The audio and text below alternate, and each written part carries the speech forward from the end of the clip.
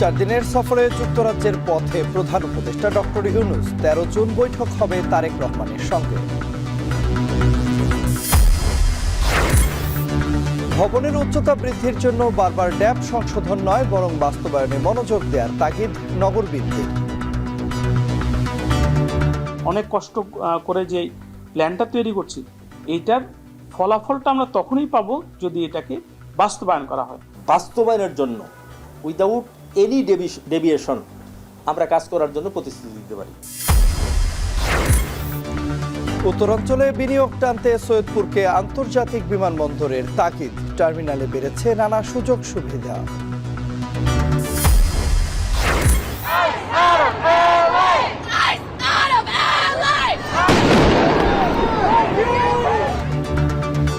যুক্তরাষ্ট্রের লস অ্যাঞ্জেলেসে অভিবাসীদের পক্ষে বিক্ষোভ অব্যাহত। এবার 700 মেরিন সেনা মোতায়েন।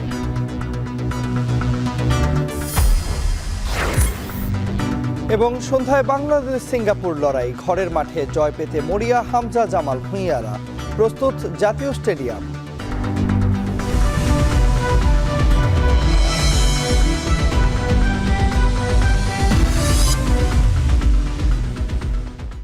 স্বাগত। এখন বাণিজ্যে পুরো আয়োজনে আপনাদের সঙ্গে আছে আমি তন্ময় কুমার রায়।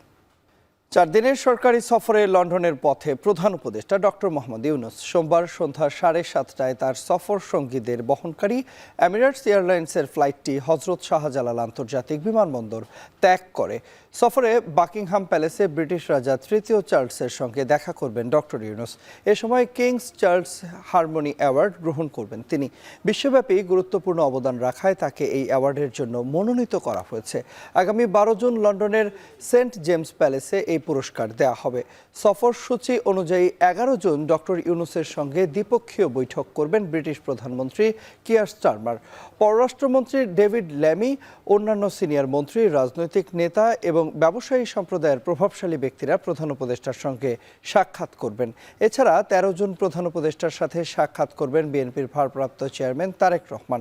সফর শেষে আগামী 14 জুন দেশে ফেরার কথা রয়েছে প্রধান উপদেষ্টার।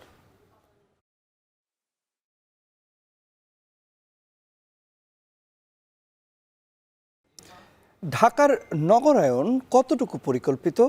এমন প্রশ্ন যখন চোখের সামনে ভেসে ওঠে, তখনই দেখা যায় একটি অগোছালো শহরের ছবি, যা প্রতিনিয়ত অপরিকল্পিতভাবে বিস্তৃতি লাভ করছে চারপাশে।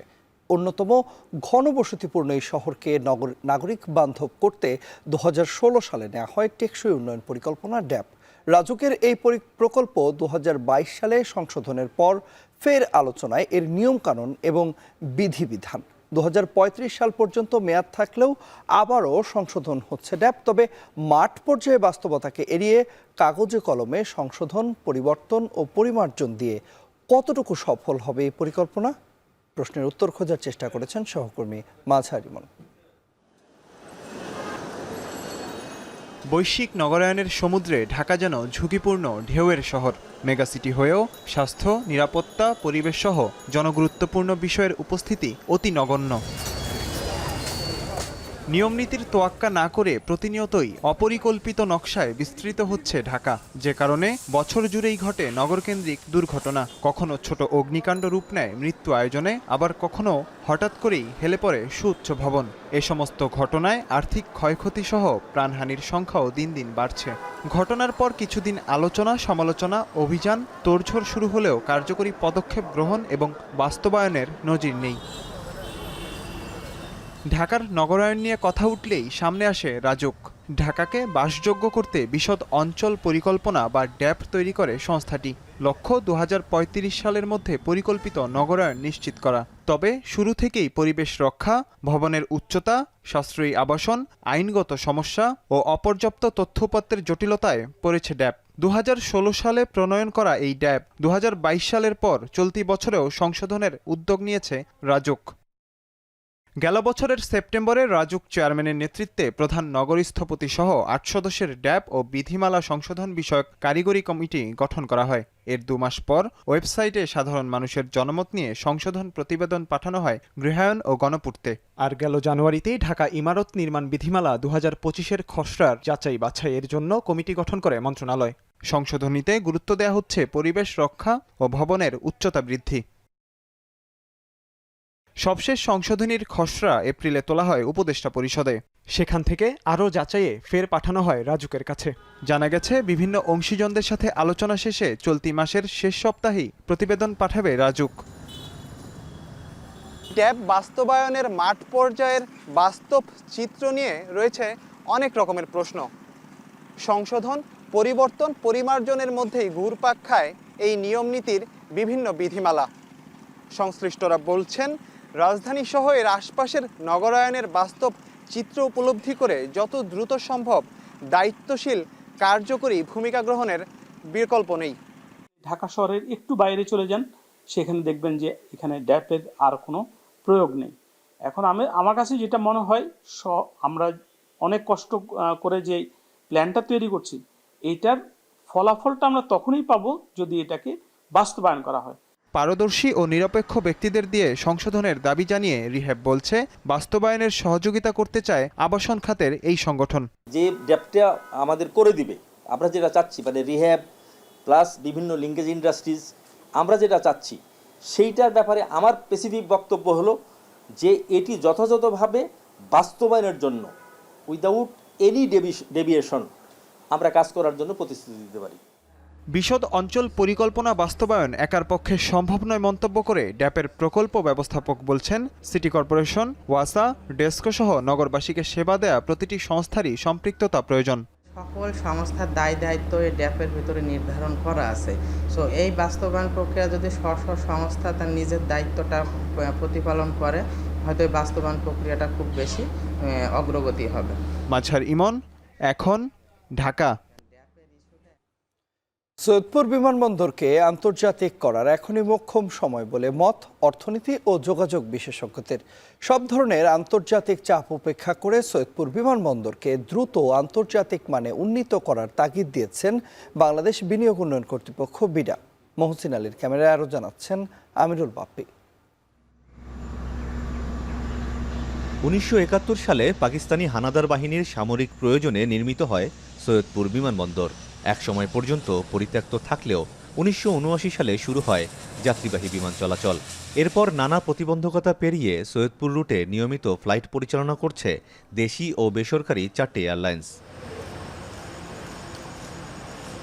ঢাকার পাশাপাশি এখন সৈয়দপুর থেকে সরাসরি আকাশপথে যোগাযোগ রয়েছে চট্টগ্রাম ও কক্সবাজারের সঙ্গে। এতে ব্যবসা বাণিজ্য যেমন সহজ হয়েছে, তেমনি পর্যটকদের জন্য সুবিধা বেড়েছে কয়েক গুণ। 2017 সালে এই বিমানবন্দরকে আন্তর্জাতিক করার ঘোষণা দেয়া হয়। লক্ষ্য ছিল ভারত, নেপাল ও ভুটানের সঙ্গে সহজ বাণিজ্যিক যোগাযোগ। কিন্তু 2019 সালে ফিল্ড বুক সম্পন্ন হলেও 912 একর জমি অধিগ্রহণের কাজ এখনও শুরু হয়নি। বিমানবন্দর আন্তর্জাতিক হলে 6000 ফুটের রানওয়ে উন্নীত হবে 12000 ফুটে। এর ফলে থাইল্যান্ড, সিঙ্গাপুর, চীন সহ অন্যান্য দেশের সঙ্গে সরাসরি যোগাযোগ স্থাপন করা যাবে বলে মনে করছেন ব্যবসায়ীরা।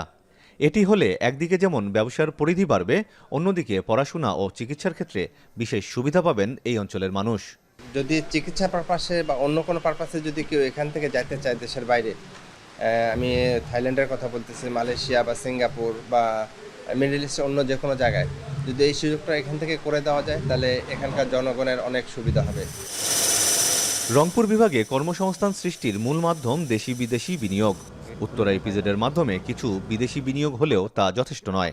বিশ্লেষকদের মতে সৈয়দপুর আন্তর্জাতিক বিমানবন্দরে রূপান্তর হলে বিদেশি বিনিয়োগের ব্যাপক সুযোগ সৃষ্টি হবে। এটাকে আন্তর্জাতিক বিমানবন্দর হিসেবে যখন চাই, তখন নানাবিধ সমর্থিত অসমর্থিত কথাবার্তা শুনতে পাই যে এটি প্রতিবেশী দেশের প্রভাবে এখানে এই বিমানবন্দরটা আন্তর্জাতিক বিমানবন্দর হয় না।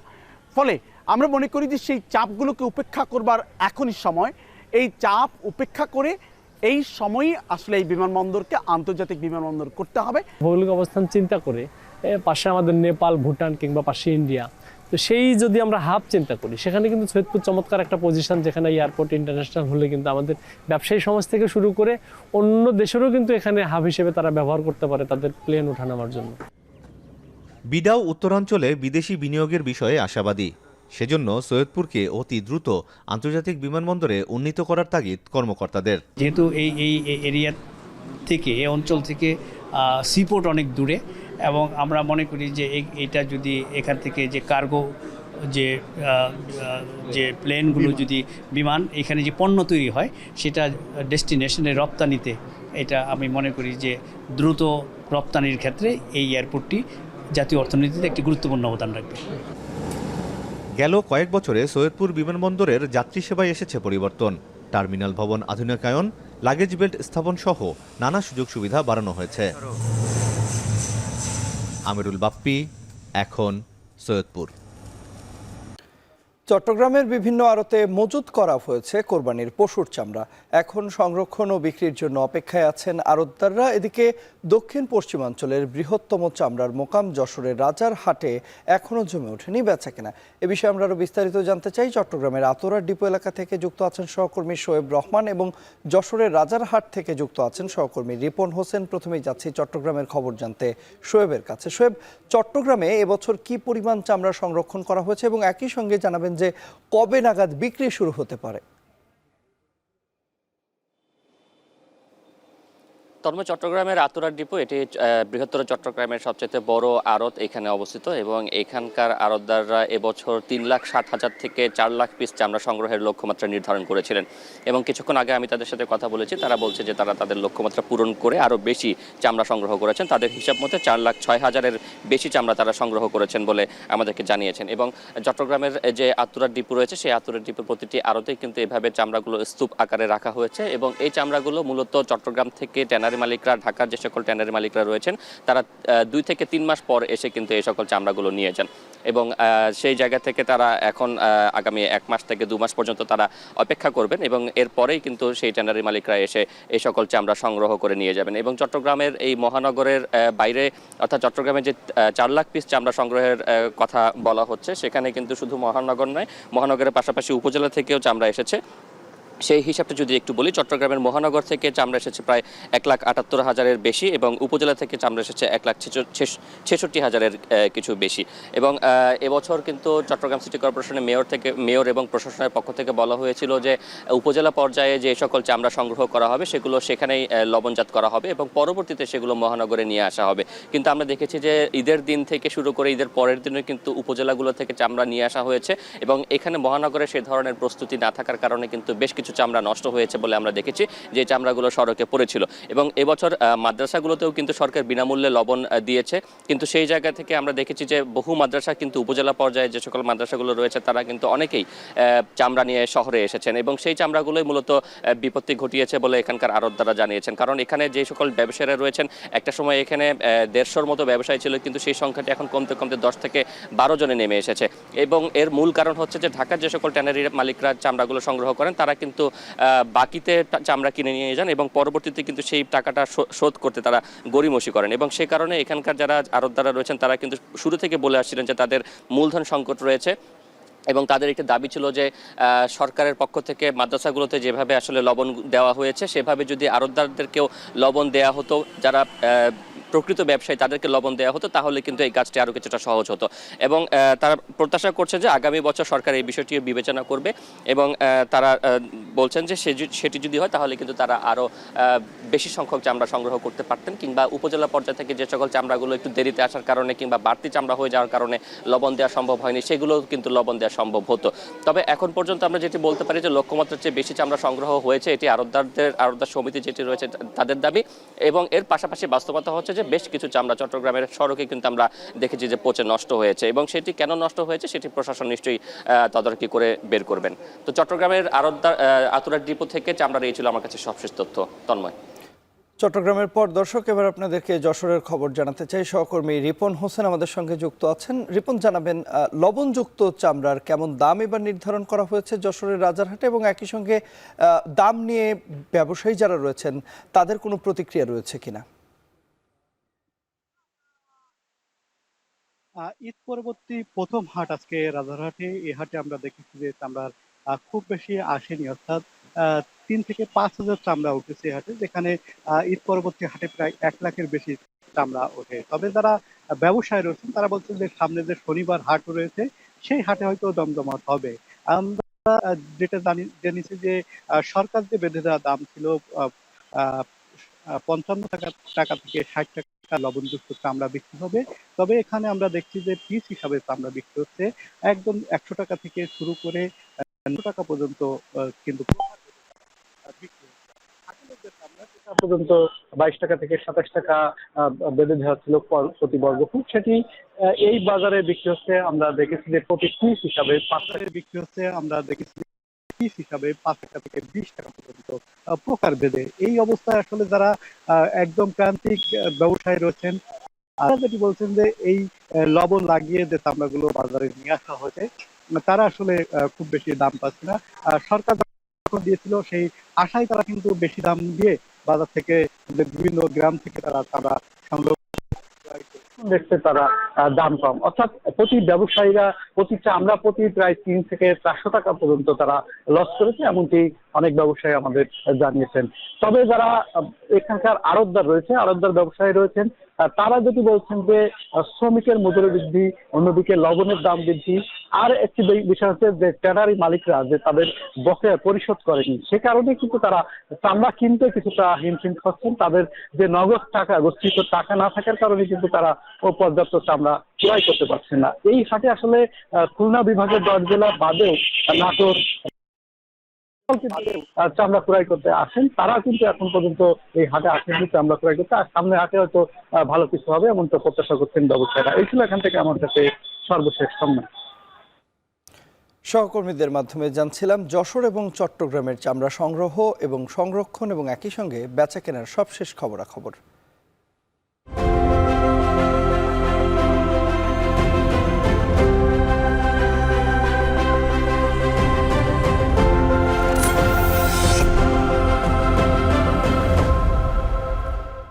ঈদের ছুটি শেষে রাজধানীতে ফিরতে শুরু করেছেন নগরবাসী, একই সঙ্গে এখনও অনেকে রাজধানী ঢাকা ছেড়ে যাচ্ছেন।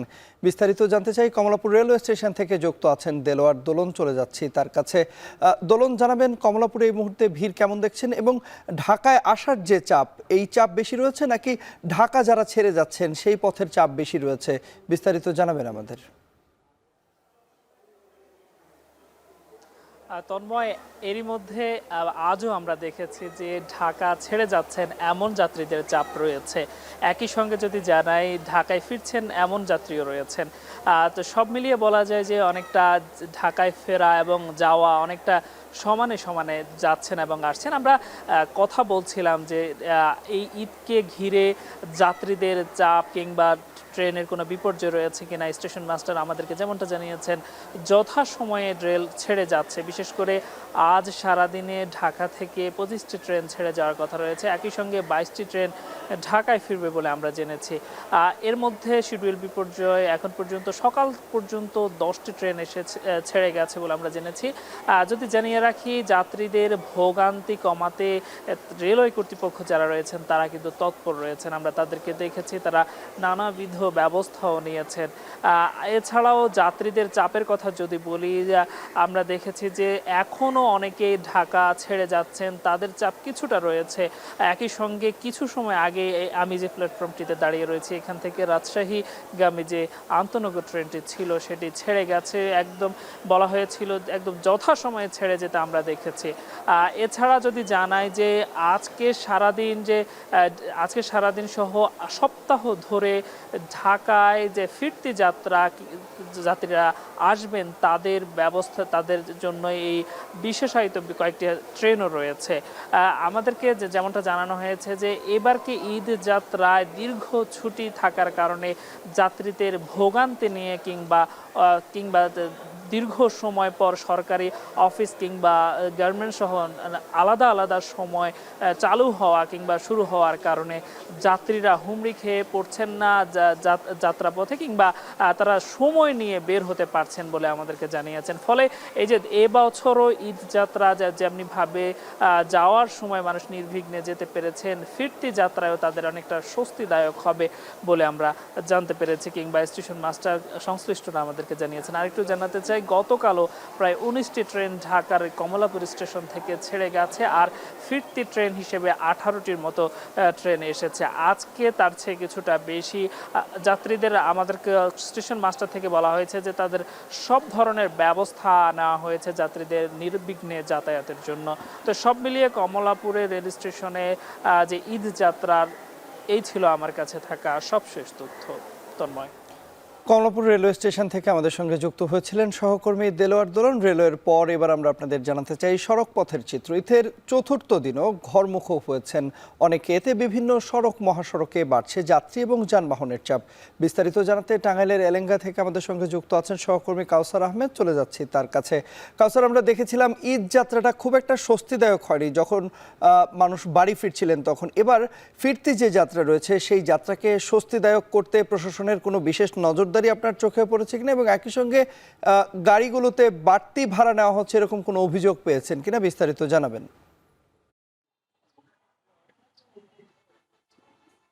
এই ঢাকা টাঙ্গাইল যমুনা সেতু মহাসড়কে ঈদ যাত্রার পরে অতিরিক্ত ভাড়া আদায় করা হচ্ছে। ঈদের আগেও অতিরিক্ত ভাড়া আদায় করা হয়েছিল। এ বিষয়ে জেলা প্রশাসন সহ ঊর্ধ্বতন কর্মকর্তাকে যাত্রী এবং সাংবাদিকদের পক্ষ থেকে অবগত করা হলেও তারা এখনো পর্যন্ত কোনো ব্যবস্থা গ্রহণ করেনি। আমি সকাল থেকে টাঙ্গাইল শহরের যে বাস স্ট্যান্ড এবং ঢাকা টাঙ্গাইল যমুনা সেতু মহাসড়কের গুরুত্বপূর্ণ এলাকা আমি ঘুরেছি। আমি দেখেছি যে যাত্রীদের কাছ থেকে 100 টাকার ভাড়া 300 থেকে 400 টাকা পর্যন্ত আদায় করছে। যারা যাত্রী রয়েছেন তারা বলছেন যে এই মহাসড়কে গণপরিবহনের সংকট রয়েছে।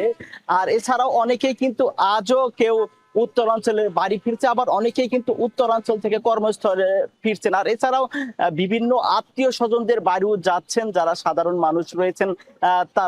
তারা বলছিলেন যে যেহেতু ঈদের আগে প্রায় 68 ঘন্টার যানজট ছিল, এখন যানজট না থাকলেও দিন দিন এই মহাসড়কে যানবাহনের চাপ বাড়ছে। আর এ বিষয়ে টাঙ্গাইলের জেলা প্রশাসনের সাথে যোগাযোগ করা হলে তাকে পাওয়া যায়নি। আর এদিকে স্বাভাবিক সময়ে যমুনা সেতুতে 18 থেকে 20,000 যানবাহন পারাপার হলেও গেল রাত 12টা পর্যন্ত গত 24 ঘন্টায় যমুনা সেতুতে 23,000-এর অধিক যানবাহন পারাপার হয়েছে। এতে টোল আদায় হয়েছে প্রায় 1.5 কোটি টাকা। আর এ বিষয়ে যে বাড়তি ভাড়া নেওয়া হচ্ছে এ বিষয়ে ঊর্ধ্বতন কর্মকর্তার হস্তক্ষেপ কামনা করেছেন যাত্রীরা। তো এই ছিল আমার কাছে ঢাকা টাঙ্গাইল যমুনা সেতু মহাসড়কের সবশেষ তথ্য। অনিন্দ্য সুন্দর বিশাল জলারবন সিলেটের রাতারকুল। ঈদ পার্বণে প্রাকৃতিক এই পর্যটন কেন্দ্রে জড়ো হন হাজার হাজার মানুষ।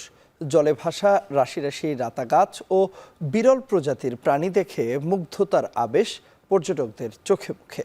পর্যটন ব্যবসায়ীরা বলছেন নিরাপদ সড়ক এবং পর্যটকদের সুবিধা বাড়ানো গেলে আরও বেশি সৌন্দর্য বৃদ্ধি পাবে এবং একই সঙ্গে জনপ্রিয় হয়ে উঠবে এই রাতারকুল। সন্দীপন শুভর প্রতিবেদনে ছবি তুলেছেন অনিল পাল।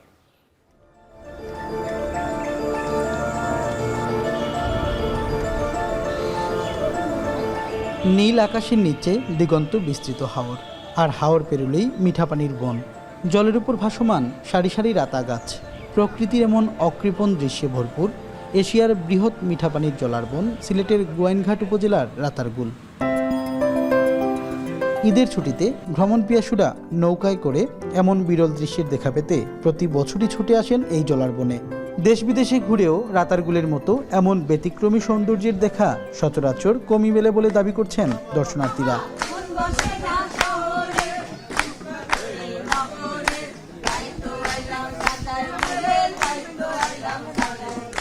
রাতারগুলটা খুবই সুন্দর, প্রাকৃতিক দৃশ্য খুবই সুন্দর। এইটা দেখি নাই, এইটা প্রথম। এত পানি হওয়া সত্ত্বেও গাছগুলো একদম খুব সুন্দরভাবে ছায়া দিচ্ছে, বড় হচ্ছে। প্রাকৃতিক যে জিনিসগুলো আছে ওগুলো আমরা উপভোগ করতে চাই, সেজন্য আমরা চাই যে একটু এদিকে আসতে, এবং তখনই মনের মধ্যেই কাব্যিক বলেন, সাংস্কৃতিক বলেন, গান বাজনা সবকিছু মনে অটোমেটিকলি চলে আসে। আমি পরেও এসেছি আজকে সবুজ রঙের, প্রকৃতিতে বিলীন হওয়ার জন্য এসেছি আমি। রাতারগুলের চারিদিকে ঘন জঙ্গল, রয়েছে নানা প্রজাতির বিরল প্রাণী। মাঝিদের কণ্ঠে শোনা যায় মাটির গান। শত শত কিলোমিটার দূর থেকে ছুটে আসা দর্শনার্থীরা হন বিমোহিত। এমন পরিবেশে ভ্রমণ হয়ে ওঠে বিনোদনে পূর্ণ, বাড়িয়ে তোলে অন্যরকম আনন্দ। ও প্রেম করছে যেজন জানে সেজন পীড়িতের কি বেদনা পীড়িত বালা না সখী তুরা প্রেম করিও না। তবে পর্যটন স্পটে প্রবেশের সড়ক, নৌকাঘাটের ব্যবস্থাপনা সহ ভ্রমণ সুবিধা বাড়ানোর দাবি পর্যটকদের। যোগাযোগ ব্যবস্থার উন্নয়ন যেটা প্রথমত দরকার। রাস্তাটা একটু খারাপ, এটা বলতেই হয়। পর্যটন এলাকার রাস্তা আরো ভালো হওয়া প্রয়োজন।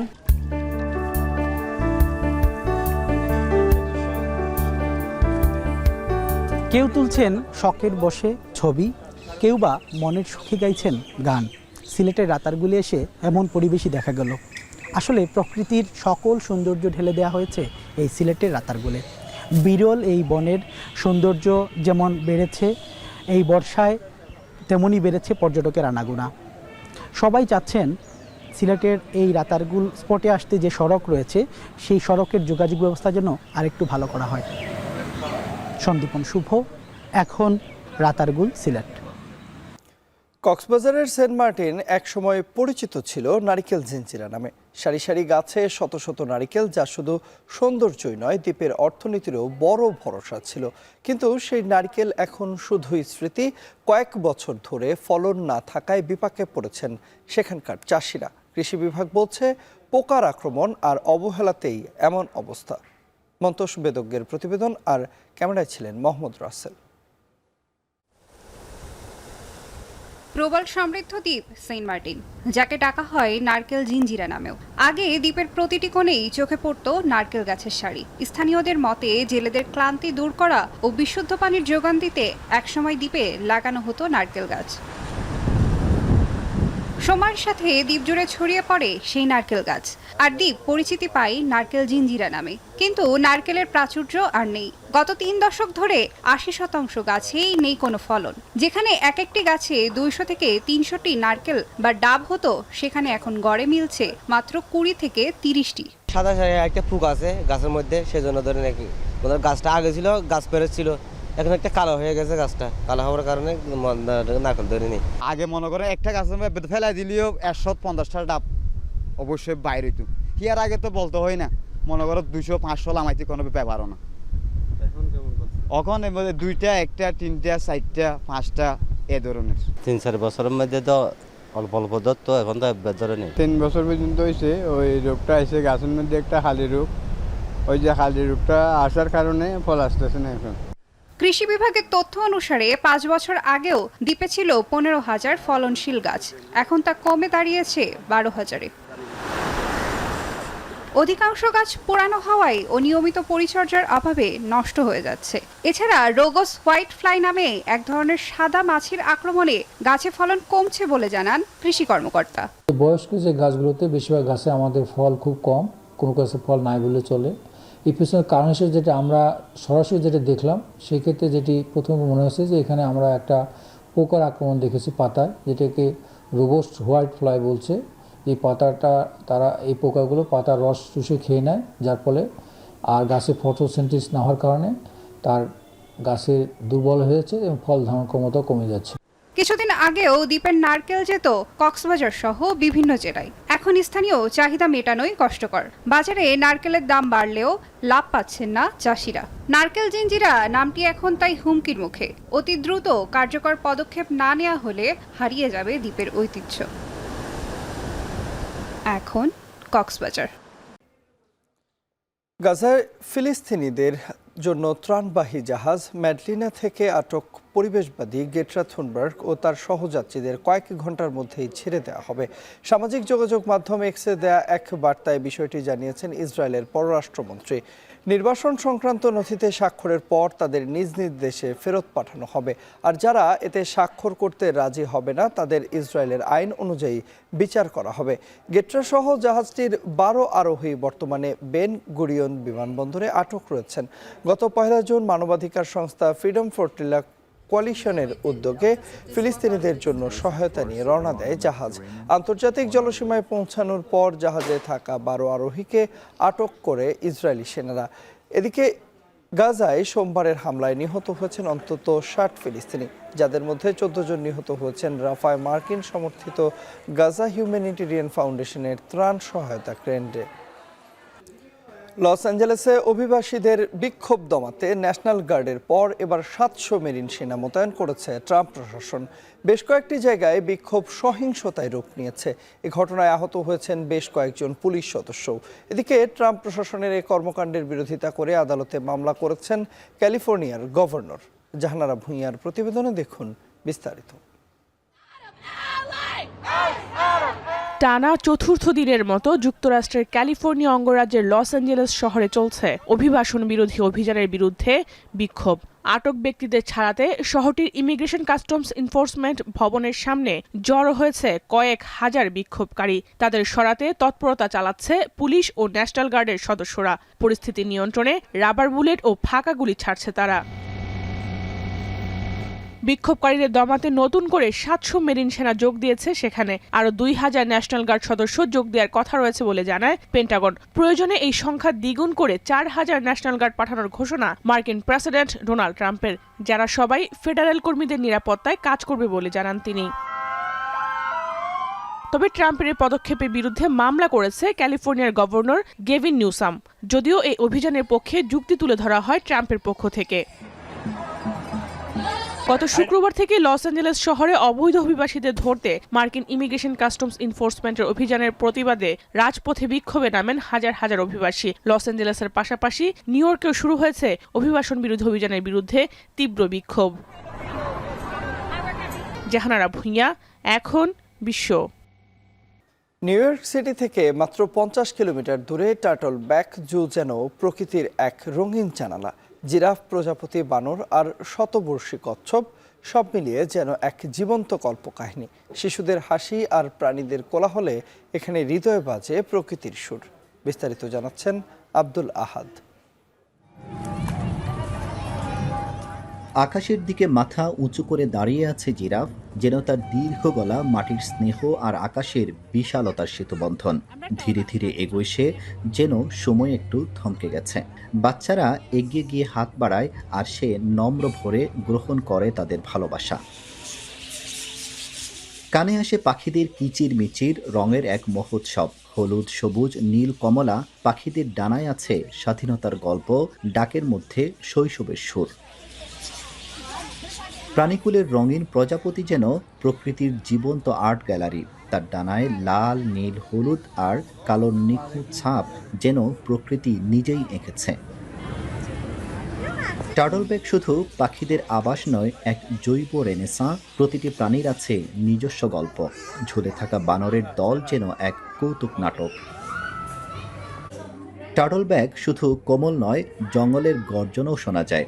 বনের ভাল্লুক, সিংহ, হায়েনা আর চিতাবাঘের নিঃশব্দ বিশ্রাম কিংবা শিয়ালের হাঁটাচলা সবই প্রকৃতির কঠোর ও কোমল দুই ধারার সাক্ষী। এক শতবর্ষী কচ্ছপ ধীরে ধীরে সময় বইয়ে বেড়ায়, পাশে বিশ্রামে ছোট বড় কুমির। এত চুপচাপ যেন জীবন্ত নিদ্রা। বাংলাদেশে ছাগল পরিচিত, কিন্তু আমেরিকায় শিশুদের কাছে বিস্ময়। কেউ আদর করে, কেউ ভয় পায় তার দুষ্ট চাহনিতে। পাশে গরু, যার শান্ত চোখে নির্ভরতার ছাপ। মোরগের ডাক ভোরের সুর তুলে। জ্ঞান, মজা আর প্রকৃতির সঙ্গে বন্ধনের এক অপূর্ব অভিজ্ঞতা দিতে পারে টার্টলব্যাক জু। যদি নিউ জার্সিতে এসে একটুখানি বিশ্রাম আর শিক্ষা দুটোই চান, তাহলে আপনার পরবর্তী গন্তব্য হতে পারে এই জায়গাটি। আব্দুল আহাদ, এখন যুক্তরাষ্ট্র। আজ বহুল প্রতীক্ষিত সেই ম্যাচ, এশিয়ান কাপ বাছাইয়ের জাতীয় স্টেডিয়ামে সন্ধ্যা 7টায় সিঙ্গাপুরের মুখোমুখি হচ্ছে বাংলাদেশ। হামজা শমীদদের হাত ধরে বদলে যাওয়া দল নিয়ে এবার শক্তিশালী প্রতিপক্ষের বিরুদ্ধেও পূর্ণ 3 পয়েন্ট চায় লাল সবুজরা। খেলতে চায় ভয় ডরহীন ফুটবল। নতুন এই বাংলাদেশকে সমীহ করছে সিঙ্গাপুরও। শরীফ রওশনের প্রতিবেদনে দেখুন বিস্তারিত। এর আগেও সিঙ্গাপুরের বিপক্ষে মাঠে নেমেছে বাংলাদেশ, তবে এবারের ম্যাচ একেবারেই ব্যতিক্রম। নতুন এক বাংলাদেশকে দেখতে যাচ্ছে ফুটবল বিশ্ব। ঘরের মাঠে যে হামজা শমীদদের সমন্বয়ে লাল সবুজের দাপট দেখানোর পালা। সবশেষ 10 বছর আগে সিঙ্গাপুরের বিপক্ষে লড়াইয়ে পরাজিত সৈনিকের ভূমিকায় বাংলাদেশ। মাঝে দীর্ঘ সময় কেটে গেলেও সাক্ষাৎ হয়নি দু দলের। তবে দীর্ঘদিন পর এএফসির মূল মঞ্চে পৌঁছানোর লড়াইয়ে মুখোমুখি দুই দেশ। এবার মহারণ শুরুর আগেই প্রতিপক্ষকে হুঁশিয়ারি বাংলার অধিনায়কের কণ্ঠে। নতুন কিছু দেখার অপেক্ষায় কোচ হ্যাভিয়ার ক্যাব্রেরাও। We did very good things against India, especially as you are saying in terms of energy, intensity, a fearless team, very brave. But there are other points that we need to improve to actually target to be the best in this group because there's no other option in order to get those 3 points. Of course we want to win. That's the most important thing for us. Strong side হচ্ছে set piece আর build up. So আমরা কিভাবে chaos create করতে পারি এটা আজকে আলাপ করছি। এফসির বাছাইয়ে ভারতের বিপক্ষে ম্যাচের আগে ক্যাম্প থেকে শুরু করে অনুশীলনে থাকলেও মূল ম্যাচে খেলা হয়নি অধিনায়ক জামাল ভুঁইয়ার। তবে প্রীতি ম্যাচে ভুটানের বিপক্ষে মাঠে নেমে হামজার অভিষেক গোলের যোগান দেন তিনি। হামজার সঙ্গে মাঝমাঠে সমিত সোম যোগ দেয় জামাল ভুঁইয়ার জায়গা কিছুটা অনিশ্চিতই বটে। তবে যতক্ষণ সুযোগ পাবেন লাল সবুজের জার্সিতে মাঠ মাতাতে চান এই captain. Even if I get 10 minutes or if I get 60 minutes or whatever I get, I'm খেলতে চাই.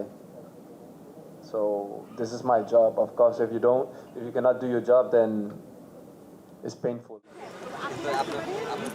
সিঙ্গাপুর বাংলাদেশের র্যাঙ্কিং ব্যবধান 22। তবু ঘরের মাটিতে বাংলাদেশকে ফেভারিট মানছেন সিঙ্গাপুর অধিনায়ক। Bangladesh is also a good team, so I think we will prepare prepare well. And hopefully we give Bangladesh a good fight. At the same time, hopefully Bangladesh also give us also a good game. Yeah. র্যাঙ্কিংয়ে 56 ধাপ এগিয়ে থাকা ভারতকে তাদের মাটিতে হারানো দলটি দেশের মাটিতে হামজার পর সমিত সোমের অন্তর্ভুক্তিতে আরও বেশি ভয়ঙ্কর বাংলাদেশ ফুটবল দল। এই জাতীয় স্টেডিয়ামের উজ্জ্বল ফ্লাডলাইটের মতোই নিজেদেরকে উদ্ভাসিত করে র্যাঙ্কিংয়ে এগিয়ে যাওয়ার প্রত্যয় বাংলাদেশ ফুটবল দলের। শরীফ রওশন, এখন, ঢাকা। এর মধ্যে দিয়ে চলে এলাম এখন বাণিজ্যের একেবারে শেষ প্রান্তে। তবে যাবার আগে শিরোনামগুলো জানিয়ে দিব আরও একবার। 4 দিনের সফরে যুক্তরাজ্যের পথে প্রধান উপদেষ্টা ডক্টর ইউনূস। 13 জন বৈঠক হবে তারেক রহমানের সঙ্গে।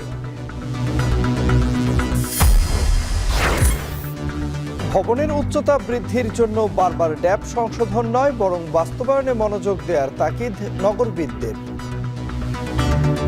অনেক কষ্ট করে যে প্ল্যানটা তৈরি করছি, এইটার ফলাফলটা আমরা তখনই পাবো যদি এটাকে বাস্তবায়ন করা হয়। বাস্তবায়নের জন্য উইদাউট এনি ডেভিয়েশন আমরা কাজ করার জন্য প্রতিশ্রুতি দিতে পারি। উত্তরাঞ্চলে বিনিয়োগ টানতে সৈয়দপুরকে আন্তর্জাতিক বিমানবন্দরের তাগিদ। টার্মিনালে বেড়েছে নানা সুযোগ সুবিধা।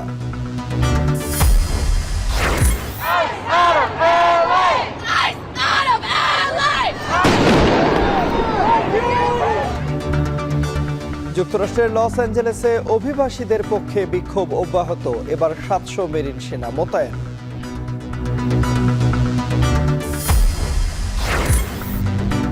এবং সন্ধ্যায় বাংলাদেশ সিঙ্গাপুর লড়াই। ঘরের মাঠে জয় পেতে মরিয়া হামজা জামাল ভুঁইয়ারা। প্রস্তুত জাতীয় স্টেডিয়াম। এই ছিল এখন বাণিজ্যে। যাবার আগে জানাতে চাই সবশেষ খবর সবার আগে পেতে ভিজিট করুন এখন.tv। ফেসবুকে দেখুন facebook.com/tv.এখন আর ইউটিউবে দেখুন youtube.com/c/echontv।